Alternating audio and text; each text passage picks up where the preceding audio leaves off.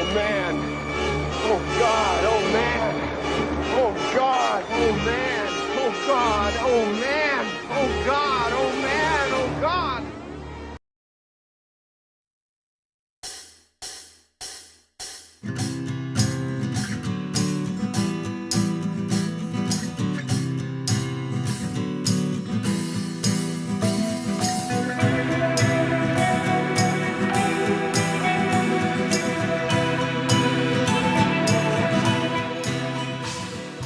Okay, so let me preface this by saying a few things.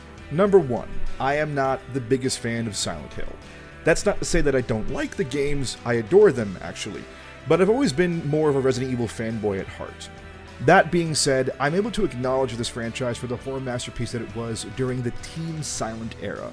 Secondly, I am not against the concept of remakes. I know this is kind of a controversial stance, but I think if a game is truly showing its age in all the worst ways, attempting to create a modern interpretation of that same experience and try to market a classic to the younger generation isn't particularly a bad thing, as long as that remake respects the original or builds upon it in a certain way that actively helps expand it just a bit further. It's just a shame that the bar for remakes varies so drastically between teams. I feel like Silent Hill 2 has been sitting at the back of people's minds as a dream remake title for years. The franchise might be dead as a doornail, but that doesn't stop serious fans from wanting it. Anything that can revive Silent Hill and reignite their passion would feel like a step in the right direction. But then Konami decides to put these bozos at the forefront of recreating one of the most prolific titles, and now it feels like a step too far. I know I'm taking the insanely brave and unique stance that the Silent Hill 2 remake kind of looks like ass, but I do at the very least want to explain myself. I feel like I'm in a pretty unique position to comment on it as I do have experience with the franchise, but I'm not so close to it that my ramblings can be pushed off as mere fanboy drivel. From the trailers alone, you can tell that there's a fundamental misunderstanding of what makes the original Silent Hill 2 so great, and why the work of Team Silent is something that can never truly be replicated. With that being said, I want to take some time out to tell you why I think this remake will try its hardest, but ultimately fail to deliver. Let's get into it.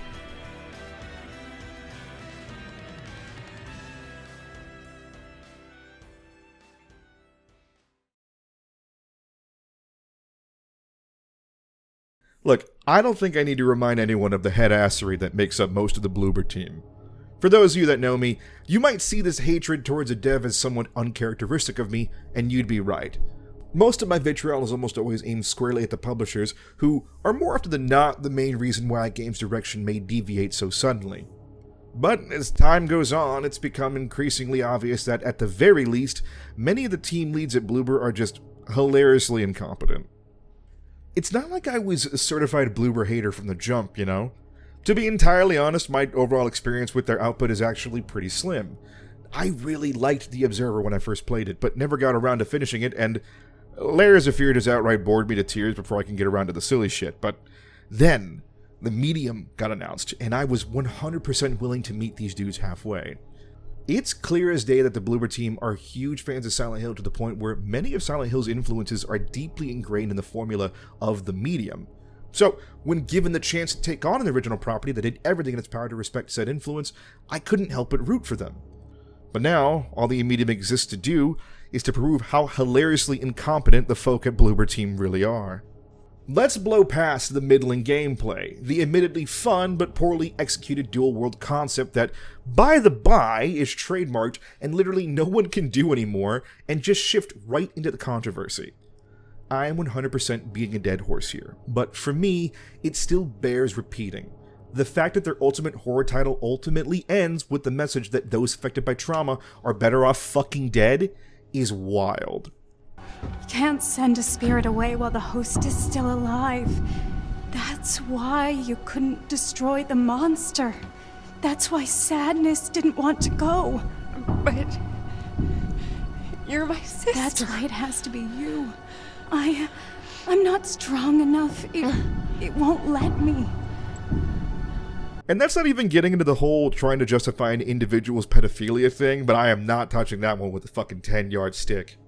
The Medium is an absolute tragedy in all the worst ways. A joyless and ultimately offensive offering that no one should burden themselves with playing. Now that we got that out of the way, I think it should be clear that this is not the team to take on the mantle of recreating one of gaming's most influential horror titles, correct? さて、コナミとゲームの開発会社であるブルーバーチームがタッグを組んでお送りするサイレントヒル2ですが、ブルーバーチームのスタッフからメッセージ映像を受け取っています。こちらをご覧ください。Oh, Konami, I hate you with every singular fiber of my being. Well, it probably doesn't help that the publisher that owns the IP are home to some of the most wildly out-of-touch executives on the planet, so it only makes sense that hiring the Bloober team is the right move to making a project so vital to the brand, right? All that being said, I don't think I've gotten my point quite across.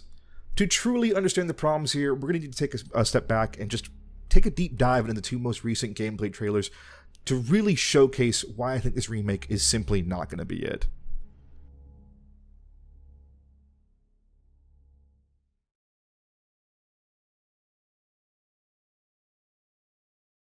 Okay, so for this section of the video, I decided to go ahead and boot up Silent Hill 2 and to play to, at the very least, the beginning section of the Brookhaven Hospital in the OG Silent Hill. So I want to use that footage to compare it directly to what we're seeing in trailers to kind of make my point. From the jump, there's almost an immediate error. Excuse me. I'm sorry. I was just... It's okay. I didn't mean to scare you. I'm kind of lost. I'm looking for Silent Hill. I think you should stay away. This town, there's something wrong with it. Is it dangerous? Maybe. Nope, not you. It's fucked. It's all fucked. Pack it up. Everybody, go home. Ladies and gents, just the fuck out of here. Okay, I understand that there's a lot of people that see Silent Hill 2's voice acting as a point of contention. It makes sense that simply many hear it and they write it off as a victim to the early 2000s dubbing techniques. So, can you move, Uru? Karen?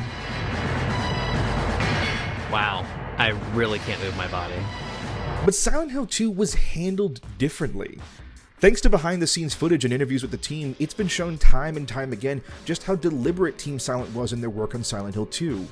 Everything from who they hired, the voice direction, all the way down to the fucking bone structure of certain 3D models was an explicit choice, crafted in such a way to make a point or serve a particular purpose. Angela's character is incredibly important. Maybe not entirely for the narrative, but more so to help establish the game's overall vibe. Her tragic backstory coupled alongside her manic and disjointed mannerisms go a long way towards portraying someone who is actively attempting to process trauma and is losing severely. Hell, they even went out of their way to employ a much older actress in place of a younger one because they wanted to convey that Angela's trauma had inadvertently aged her beyond her years. In comparison to the original's awkward and first tense encounter, this entire interaction between James and Angela plays so nonchalantly. And ultimately, Angela isn't even the biggest offender here, it's fucking James. This might sound like a dig at first, but I assure you it's not. Guy Seehe's portrayal of James as a rundown loser who's desperately trying to hold on to any semblance of humanity is brilliant. And it's only made better by the fact that Guy wasn't an actor before this. Using a person's inexperience to help facilitate a performance that feels disjointed and otherworldly is the kind of genius craziness that Team Silent was all about. But in the remake, James seems relatively confident here. In a way, you can argue that he's definitely trying to hide something here with a faux sense of confidence, trying to make Angela feel safe as she might be in a potentially super spooky situation for her, and I guess that's fine, but it just lacks that oomph that the original had. What's even stranger here is that at some point there was obviously some direction given to the actor to try and replicate Guy Seehe's approach to delivery, as can be heard clearly in the reading of the intro. I got a letter. The name on the envelope said Mary. Mary died of that damn disease 3 years ago. Is she really alive? And this actually sounds quite good. You can really hear the vulnerability in his voice. I just kind of wish it carried on to the rest of the footage that we see.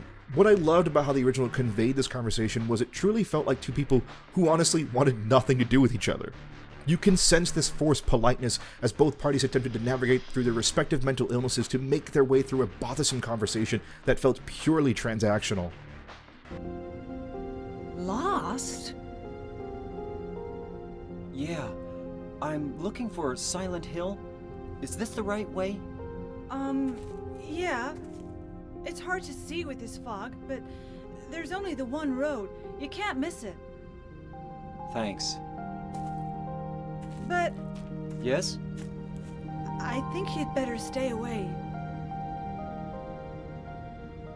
This town, there's something wrong with it. It's kind of hard to explain, but Is it dangerous? maybe. And it's not just the fog either. Okay, I got it. I'll be careful. Nothing feels real in the original scene, and that's kind of the fucking point. It's weird, it's awkward, it's distant, and it establishes an atmosphere that remains consistent across the entire experience. You're not going to meet anybody normal here, and the game wants to let you know that from the jump. But my god, this only gets worse as the trailer goes on, because after an agonizing combat montage, the trailer just confusingly cuts to a really vital moment in Angela's story with the fight against the abstract daddy, where... I'll be good, I promise. Tell him I'll be good, please. I swear to god, Bloober's like a fucking bull in a china shop, dude. Asset is loading right here. You know what I mean?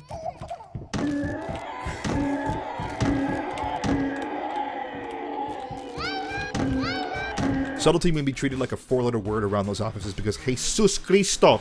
This is like Bloober sitting there and slapping a neon sign on top of Angela's forehead that reads, "Do you get it? Because she was abused. Do you get it?" Juxtapose this against the original, where you really just walk into this strange, small place, only to find Angela on the floor being accosted by the monster.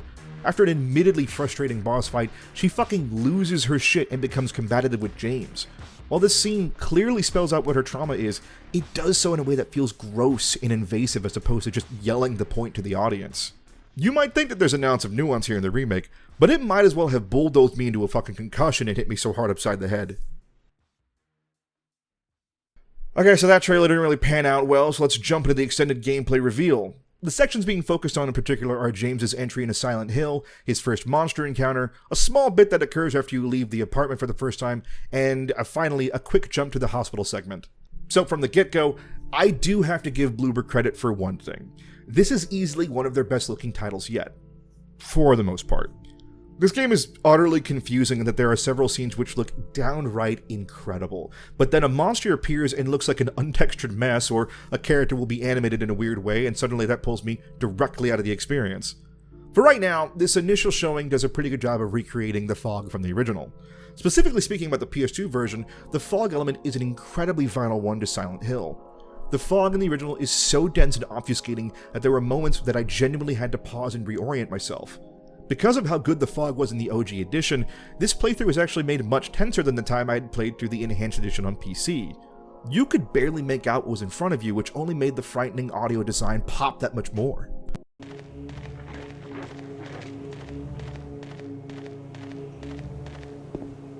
This initial section in the trailer seems to be replicating that to a decent degree, and then we hard cut to an alleyway where a lot of that seems to be gone.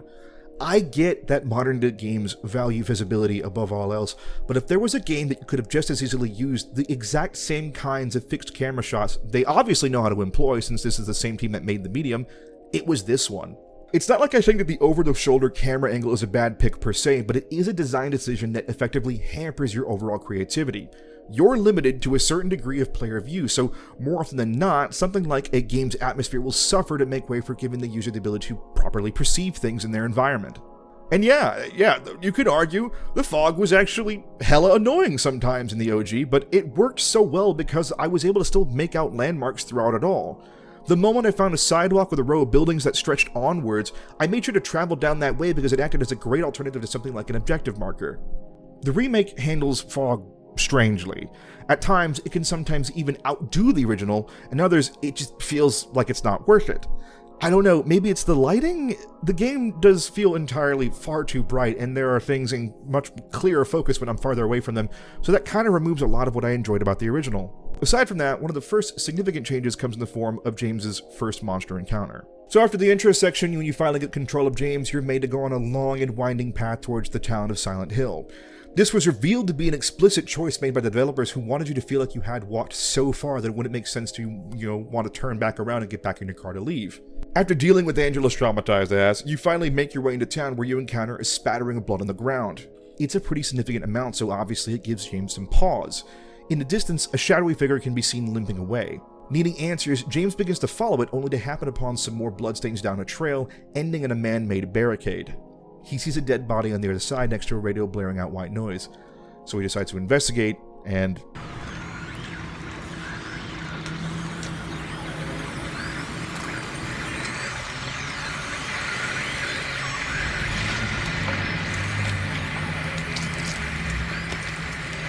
What are you staring at, fucker?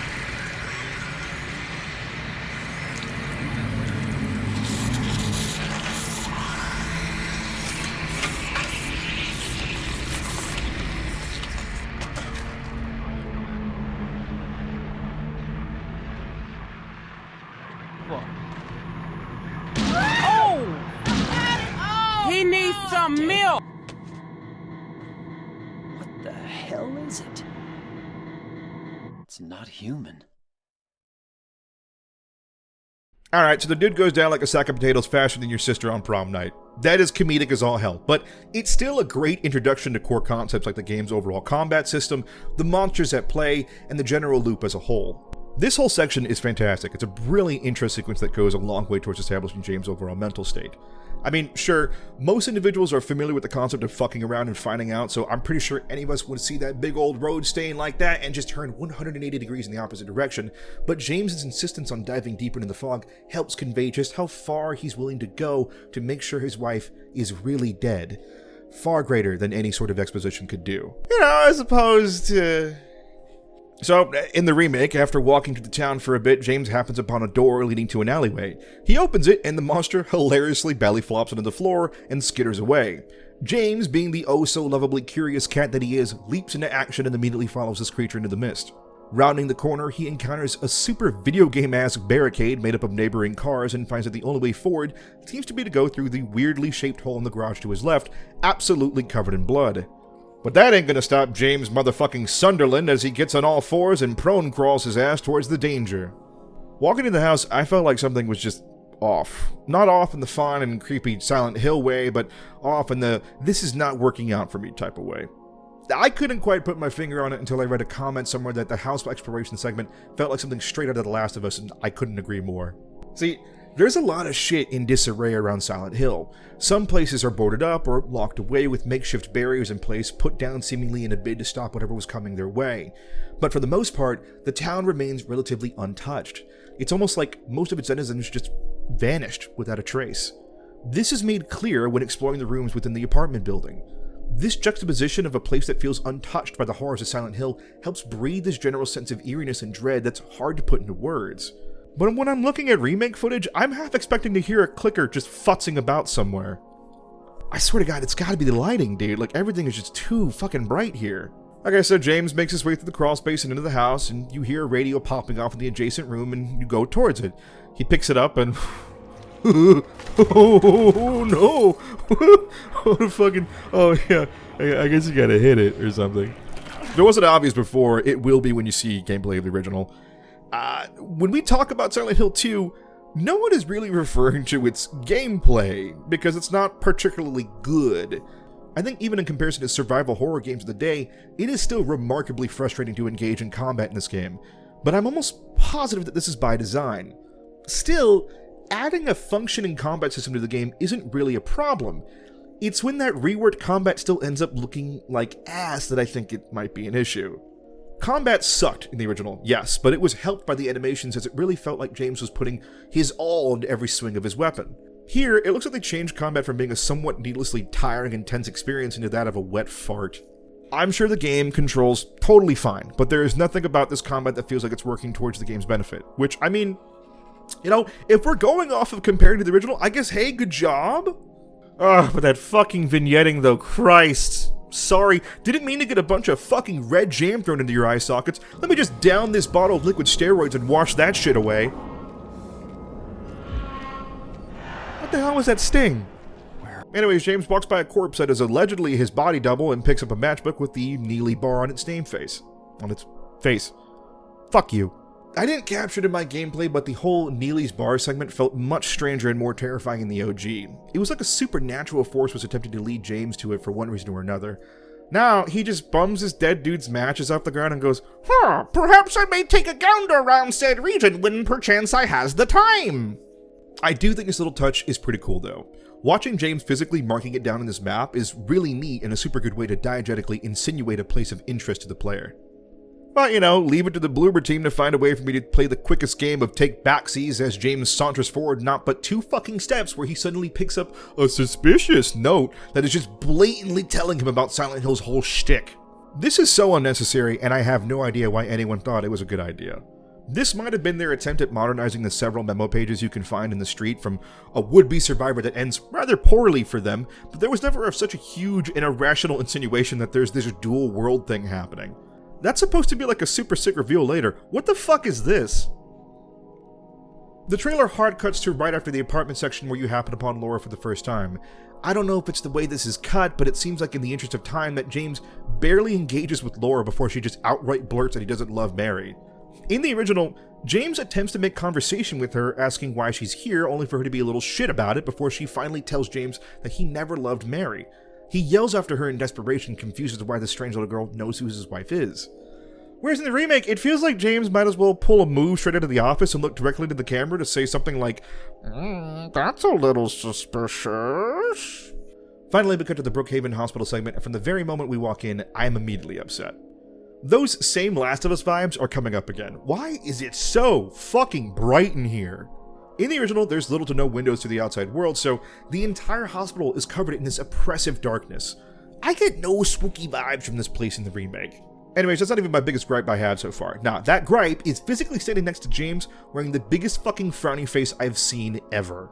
So, Maria is a very important character. Nailing her demeanor is supposed to be a huge deal, and from these small bits and pieces that they've shown us, I'm not entirely sure how they're going to handle her. Obviously, modern day games do that thing where a character can't really stay silent for very long if they're on screen, especially if they're there for an extended period of time, so it seems like Maria and the other characters in the world you encounter are going to speak to you in real time. That just doesn't happen in the OG. That doesn't mean that Maria wasn't fucking bursting with personality then either. Instead of having her follow you into certain rooms, the game would just randomly spawn Maria in certain locations around the area, and when you walk towards her you can see her standing there, hands on her hips trying her damnedest to embody her stereotypical sadomasochistic mommy qualities that the devs imprinted onto her. She may be worried for the child, but she's not going to let that stop her from letting James know just how impatient she's becoming with him. And that's kind of awesome. Here, Maria just feels like a normal person. She's worried more for the child than she is for herself, and it is remarking on how crazy the whole situation they're in is. This place feels so empty. More than the other places we've been. Yeah, that's not okay. Okay, so Maria should be the farthest fucking thing from normal. She should be giving James shit, trying to whisper sweet nothings into his ear while he's busy doing shit, and just otherwise being kind of a general menace. Her character is sort of problematic, and that's her whole fucking point. But everything from her mannerisms to her outfit design basically screams that she's potentially going to be a far more toned-down version than that of her predecessor. Once again, we haven't seen pivotal scenes with her, but if they try to make Maria a more sympathetic character, they are 100% missing the forest for the trees. Do you get it? I don't think you do, because is it registering? Because the nurses, oh god, the nurses don't have faces. Anyway, we get to the second floor and we see the player let a nurse pass by so we can run right past her. That's pretty cool and is a great way of showing that you don't need to engage with every enemy you see, which is important to show if they really wanted to stay true to the original. This, unfortunately, is almost immediately followed up with a sequence that feels like it was plucked directly out of a scare zone at Halloween Horror Nights, and the player immediately triggers combat. I will say that moving the melee to its own dedicated button does seem functionally better than the original by leaps and bounds, but it's also not really blowing me away. We see James struggle a bit with this one and move on. Most of the footage up until the cutscene is pretty unremarkable. James is just walking around the environment, picking up well-known puzzle items, and killing enemies on his way to find Laura, and even here are several key differences that change the overall feel from the original. When James encounters Laura in the hospital, Laura seems miles away, playing with her dolls without a care in the world. This already puts me on edge, clearly, because I just spent the better half of my time in this building ganking a bunch of questionably sexy monsters, so for her to be so callous and nonchalant is kind of disturbing. When questioned further about Mary, Laura deflects and is even not sure why James gives a shit, even going as far as to imply that he's just going to get angry with her if she tells him the truth. He attempts to assuage her by saying that isn't the case, but proves Laura right after the fact when she attempts to tell him how her and Mary met. You liar! Laura, Fine, don't believe me.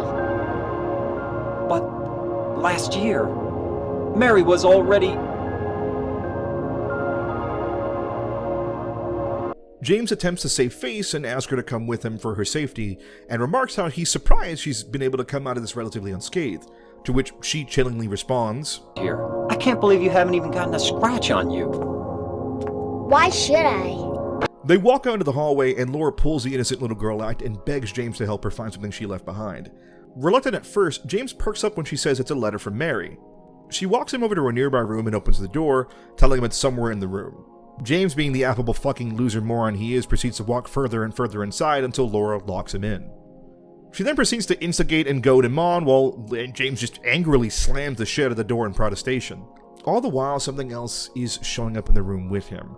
He doesn't plead with her or try to bargain with her, he just simply continues to aggravate her, which causes her to walk away after insulting him. Bad move there, James. Bad move. You snotty little brat! Open up! Why, you... Laura? You hurt me!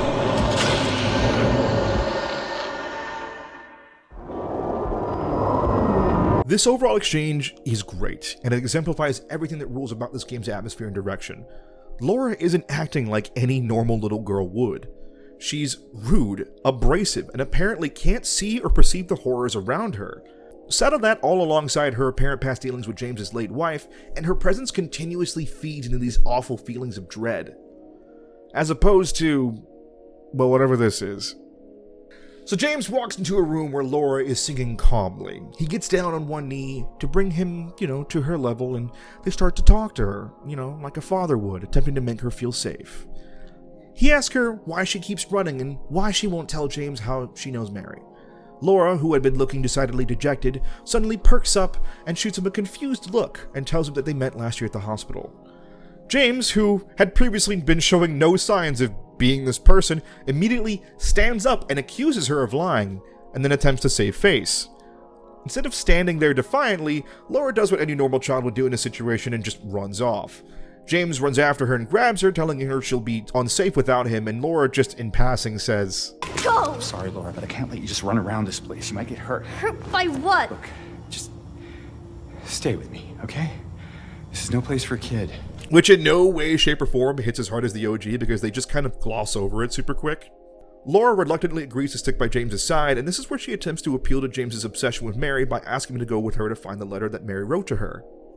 Instead of coming off like a child asking for just a small little thing, she very much embraces every single fucking horror trope and attempts to seem very foreboding with how she approaches the ask. There's something I gotta get. Laura. It's important. What is it? A letter. For Mary. What? I hid it. In there.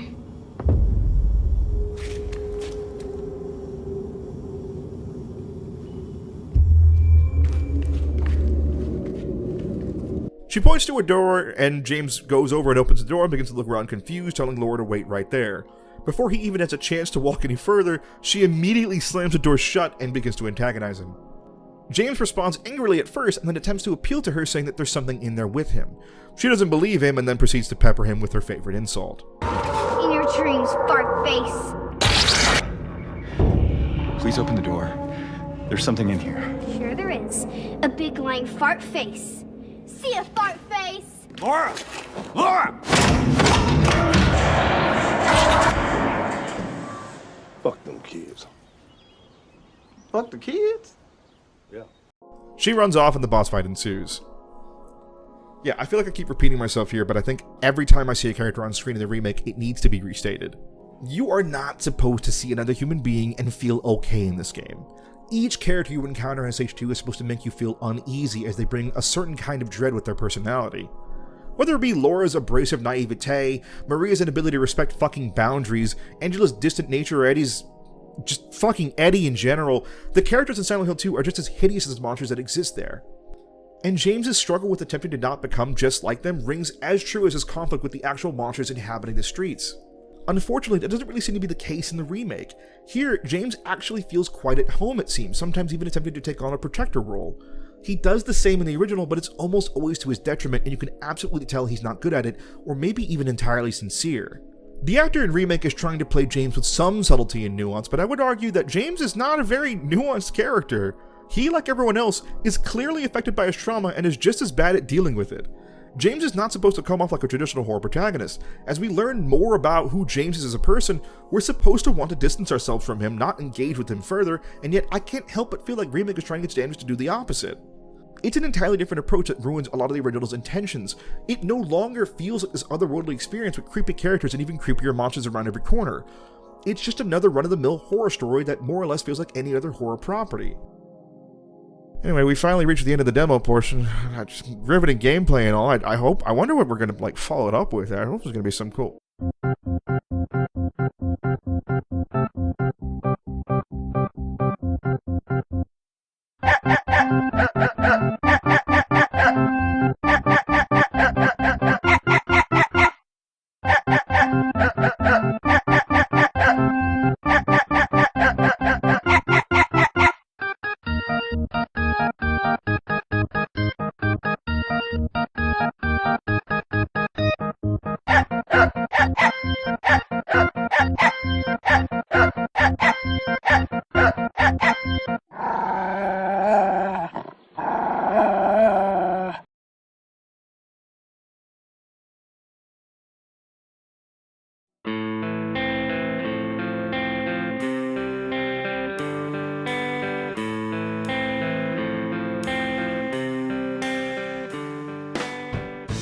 Look, I may be coming off pretty harsh here, and that's not really my intention.